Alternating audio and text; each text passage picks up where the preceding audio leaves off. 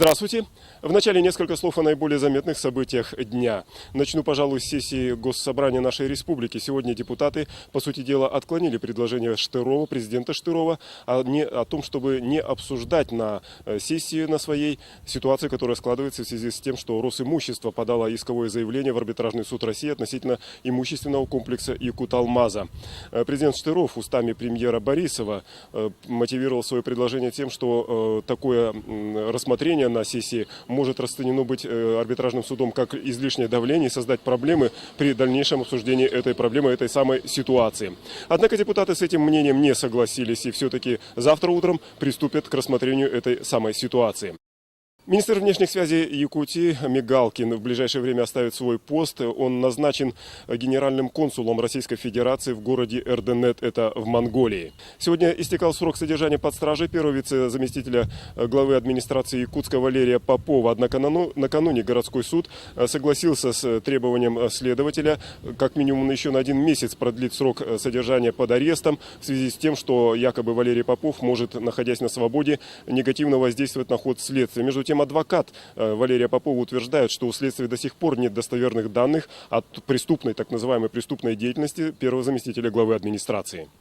Ну а тем временем в городской суд поступило еще одно уголовное дело, на этот раз в отношении участкового инспектора милиции Табаги Ларионова. Он обвиняется в том, что превысил свои служебные полномочия, сокрыл преступление. Ему было поручено расследовать факт избиения одного из сельчан, однако, когда выяснилось, что преступника, как оказалось, нужно искать, то инспектор не счел ничего лучшего, как упросил потерпевшего написать заявление, что тот якобы сам упал и нанес сам себе все телесные повреждения. За это теперь он поплатится наказанием. И в заключение еще одно сообщение, на этот раз из военного комиссариата нашей республики. Он обратился с просьбой к населению Якутии помочь уроженцу Мегино-Кангаласского улуса Станиславу Устинову. При прохождении воинской службы тот получил тяжелое минно-взрывное ранение, теперь нуждается в протезировании обеих ног, а также правой руки общей стоимостью в 1 200 000 рублей. Ну а более подробно я хочу остановиться на основной теме этого выпуска «Экса», о том, как можно жить и как не нужно жить взаймы. Я бы вот таким вот образом обозначил эту тему. Еще на заре либеральных экономических реформ нас начали уверять, пропагандировать жить взаймы. Ну то есть брать деньги под различные потребительские товары, услуги в различных банках и иных финансовых структурах. При этом, конечно же, ссылались на опыт Запада, где, скажем, в Соединенных Штатах это совершенно обыденное явление, и люди практически 100% живут именно так. Ну, в общем-то, менталитет россиян был несколько иной. Мы, в общем-то, не привыкли жить взаймы, считали, что это как бы дурной тон, и потому первое время, ну, то, что называется, тормозили, что ли, по этому поводу. Однако в последние годы наблюдается своеобразный взрыв интереса именно к займам в банках на различные потребительские услуги и товары. В этой связи экономисты даже начали сомневаться, насколько россияне, якутяне в том числе, адекватно оценивают свои кредитные способности для того, чтобы возвращать все-таки этот кредит. И сейчас, в общем-то, даже не редкость можно увидеть на всевозможных складах завал товаров, которые были изъяты у заемщиков, которые не смогли вовремя возвратить кредиты. И даже более того, в общем-то, серьезно есть опасения относительно того, что это бывшее употребление бытовую технику можно будет когда-то реализовать. И, конечно, возникает вопрос, так что же, банки несут теперь убытки из-за этого? Отнюдь ничего подобного. Просто вот эти потенциальные, скажем так, убытки от нерадивых плательщиков банки с успехом компенсируют за счет высоких процентных ставок на кредиты, которые все-таки часть населения, часть якутян возвращает. Но вот это то, что касается нашей неспособности оценить свои возможности кредитные, возвратные, денежные, финансовые. Однако некоторые горожане, некоторые якутяне прекрасно понимают, что они не смогут возвратить кредит, но кредиты делают. Деньги берут взаймы, но даже и не собираются их возвращать, то есть встают на криминальную дорожку. Один из них весной этого года попытался в одном из магазинов Якутска получить товарный кредит на 75 000 рублей по подложному документу. Весной 2006 года следственным отделом при Первом ОВД города Якутска расследовалось уголовное дело по факту попытки мошенничества. Значит, в ходе следствия было установлено, что в одном из магазинов города гражданином Бутеров, представившись, предоставил поддельный паспорт, в котором вклеился фотографию, и представился под чужим именем и пытался получить товарный кредит на определенную сумму. Но, значит, сотрудниками магазина был Значит, данный факт выявлен, его поддельного паспорта, и гражданин данный был задержан.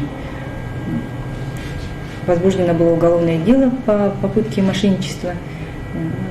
В отношении гражданина Бутерова избралась мера пресечения арест. Первоначально по данному факту было возбуждено уголовное дело по статье 30 части 3, статьи 159 части 1, как мошенничество, то есть хищение чужого имущества или приобретение права на чужое имущество путем обмана или злоупотребления доверия. Но в дальнейшем выяснилось, что преступление было совершено группой лиц, и данное преступление было переквалифицировано в часть 2 статьи 159 через часть 3 статьи 130. Насколько часто такие преступления сейчас встречаются? В настоящее время довольно-таки часто сейчас встречается в нашем отделе, уже неоднократно расследовались подобные преступления. Значит, в отношении женщины то же самое было. Она представила поддельный паспорт, вклеенный скотчем, тоже на приобретение товарного кредита. Но тоже это было выявлено сотрудниками магазина.